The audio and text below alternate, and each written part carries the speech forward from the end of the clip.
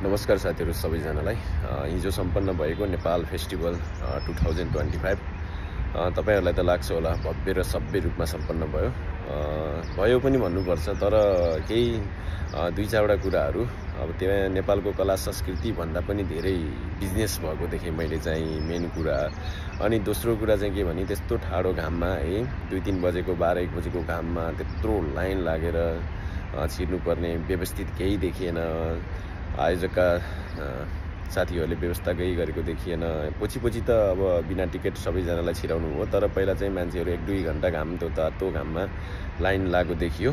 अनि मेन कुरा चाहिँ कस्तो भने अब तपाईको कार्यक्रम 10 बजेदेखि 10 बजेसम्म भनिसकेपछि स्टेज बनाउने 1-2 बजे हो, मर्मत गर्ने भन्दै विश्राम लिने 1-2 बजे हो हैन।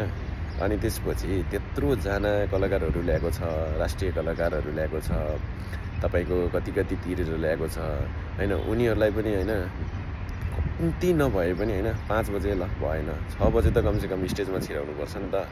सबैजना हैन अब यही दुबईको अथवा किरिक्कै नजिकको छैन नि त। मान्छेहरू कहाँदेखि आएको छ, कति टाढादेखि आएको छ, कति दुःख गरेर आएको छ। उनीहरू अलिअलि भए पनि हेरेर जाने समय हुन्छ नि त।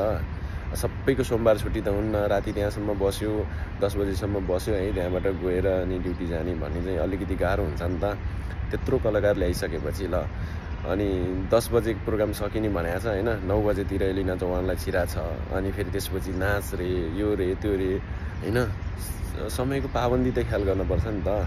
कम्तीमा नि 5 बजेतिर छिराएर बिस्तारै हैन अलिकति बीचमा 1-2 जनाको परफर्मेन्स दिँदै राख्दै गरेको भए अलिकति मजा त आउँथ्यो हैन र। साथीहरु तपाईलाई के लाग्छ?